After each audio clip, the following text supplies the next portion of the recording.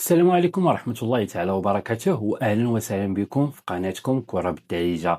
الحلقة ديال اليوم عامرة بالأخبار القوية ومفاجآت كبيرة مع تغييرات اللي ممكن توقع في الجامعة الملكية المغربية لكرة القدم، مرورا بآخر المستجدات في ملف نهائي المغرب والسنغال، ووصولا لتحركات اللاعبين المغاربة في الميركاتو الأوروبي. غادي نهضروا على الحسين خرجة، باتريس موتيسيبي، محمد وهبي، بلال نادير، وائل العناوي وعبد الصمد الزلزولي. بقاو معنا حتى الاخير، وما تنساوش تدعمونا بلايك وتشاركوا في القناه وتفعلوا الجرس باش يوصلكم ديما الجديد. نبداو باول خبر واللي كيتعلق بالمستقبل ديال الرئاسه ديال الجامعه الملكيه المغربيه لكره القدم. حسب المعطيات المتداوله، حسين الخرجه القائد السابق ديال المنتخب المغربي ولا هو الاسم الابرز باش يخلف فوزي القجع في المرحله الجايه. هذا الاختيار ما جاش بالصدفه، حيت حسين خرجه عنده تجربة كبيرة كلاعب دولي ولاعب في البطولات الأوروبية القوية، وزيد عليها الخدمة ديالو داخل المؤسسة الكروية الدولية. حسين خرجة خدام كمستشار رياضي وتقني قريب من الرئيس ديال الفيفا، وهذا الشيء خلاه يبني علاقة قوية داخل دوائر القرار الكروي. المغرب داخل الاستحقاقات الكبار وعلى رأسها مونديال 2030، وكيحتاج شخصية عندها الخبرة والعلاقات الدولية. وبطبيعة الحال مازال ما كاين حتى شي إعلان رسمي، ولكن الاسم ديال خرجة كيبقى مطروح بقوة باش يكمل المشروع اللي بدا فوزي القجع. ندوزو دابا للملف النهائي ديال كأس افريقيا ما بين المغرب والسنغال، واللي مازال كيخلق نقاش كبير. باتريس موتيسيبي رئيس الكونفدرالية الافريقية لكرة القدم خرج بتصريحات جديدة وقال بصراحة بانه عيا من كثرة الاسئلة على هذا الملف. موتيسيبي وضح بانه ملي كان في كأس العالم تلاقى بناس من السنغال وكيطالبوه يخلي الكاس عندهم، وفي نفس الوقت تلاقى بمغاربة كيأكدوا ليه بان الكاس خاصها تكون للمغرب. رئيس الكاف قال بانه ما يقدرش يعطي موقف شخصي حيث الملف دابا ما بين يدي المحكمه التحكيم الرياضي، واضاف انه من الناحيه المهنيه والاخلاقيه خاص الجميع يتسنى القرار النهائي. ولكن من هذا الكلام خاص بزاف ديال الناس يتساءلوا كيفاش رئيس اكبر هيئه كرويه في افريقيا ما قدرش يحسم في القوانين من الاول. على اي حال الجدل باقي مستمر وكل طرف كيتسنى الحكم النهائي.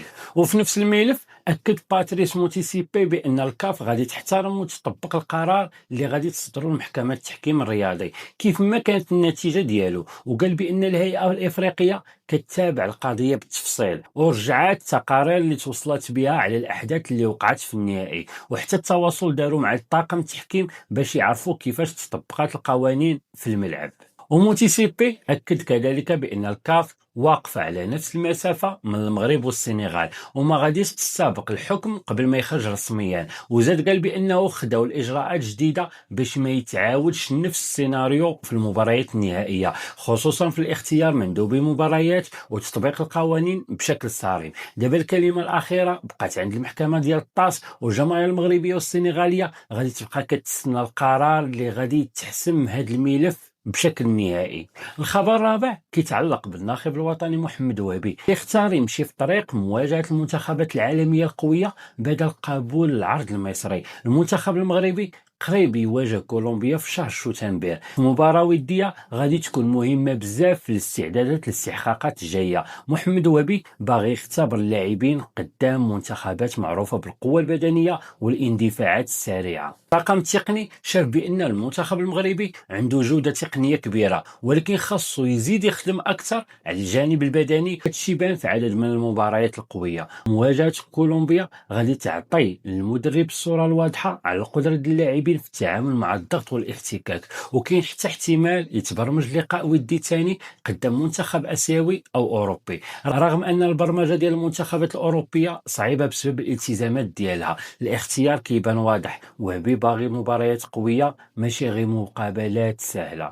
نمشيو دابا لاخبار الميركاتو، والبدايه مع الدولي المغربي بلال نادير. اللاعب اللي سال العقد ديالو مع اولمبيك مارسيليا اختار يخوض تجربه جديده في الدوري الالماني بعد ما توصل اتفاق مع نادي هامبورغ على عقد غادي يبقى ساري حتى 2029. بلال نادير عنده 22 عام وكيلعب في وسط الميدان، ولكن الموسم اللي فات ما خداش دقائق لعب كافيه مع الفريق الفرنسي، ولهذا السبب اللاعب قرر يبدل الأجواء ويقلب على فريق يعطيه فرص أكثر باش يرجع للمستوى ديالو. هامبورغ باغي يقوي الفريق ديالو ويرسخ المكانة ديالو في البوندسليغا، وكيشوف بلال نادير لاعب قادر يعطي الإضافة في وسط الميدان. اللاعب المغربي داز من فترة صعيبة بسبب الإصابة ديالو اللي حرمته من المشاركة في الألعاب الأولمبية، ولكن التجربة الألمانية تقدر تكون بداية جديدة ليه باش يرجع بقوة ويقرب أكثر من المنتخب الوطني المغربي. والخبر السادس كيتعلق بنائل العناوي اللي دخل في مفكرة ديال النادي فينرباخشة التركي.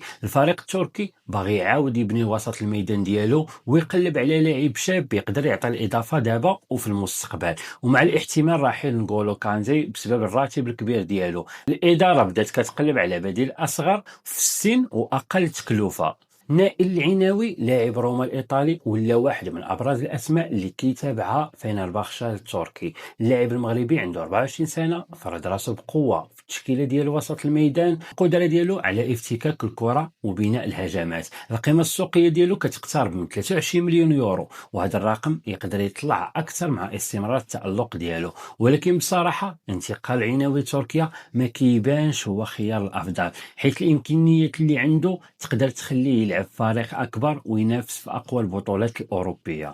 الاهتمام بناء العناوي ما وقفش غير عند فينرباخشة، حتى ليفربول ومانشستر يونايتد كيتابعوا اللاعب المغربي. الفريقين الإنجليزيين كيقلبوا على لاعبين عندهم القوة البدنية، السرعة في التحول والقدرة على اللعب تحت الضغط، وهي الصفات كاينة عند العناوي. المستوى اللي قدمه مع روما ومع المنتخب المغربي خلى القيمة ديالو تطلع، وخلى عدد من الكشافين يحطوه ضمن اللائحة ديال اللاعبين المطلوبين. الدوري الانجليزي يقدر يكون مناسب بزاف للطريقه ديال اللاعب العناوي، خصوصا انه لاعب ما كيخافش من الالتحامات وكيعرف يخرج الكره بطريقه مزيانه. ولكن روما ما غاديش تفرط فيه بسهوله، خصوصا انه مازال مرتبط بعقد طويل. الا دخلت الانديه بحال ليفربول ومانشستر يونايتد في المنافسه الحقيقيه، الصفقه تقدر توصل لمبلغ كبير، والعناوي يقدر يولي واحد من اغلى اللاعبين وسط الميدان المغاربه. نختموا الاخبار ديالنا اليوم بعبد الصمد الزلزولي اللي ولا قريب يكون واحد من اغلى الصفقات في تاريخ ريال بيتيس. هذا الاسباني متمسك بالشرط الجزائي ديال اللاعب واللي كيوصل 60 مليون يورو، خصوصا مع الاهتمام القوي من الانديه الانجليزيه بحال استون فيلا ونيوكاسل. المستفيد الكبير من هذه الصفقه ما غاديش يكون غير ريال بيتيس، ولكن حتى برشلونه.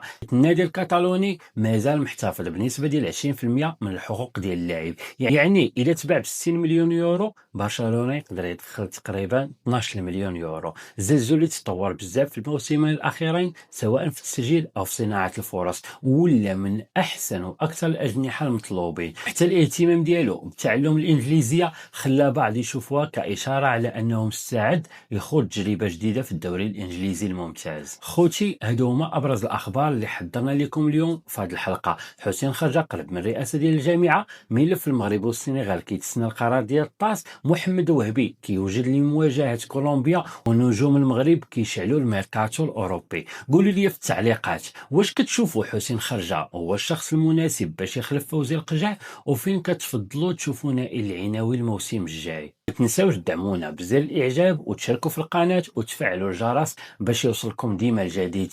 دمتم في رعايه الله، ونتلاقاو في حلقه جديده ان شاء الله.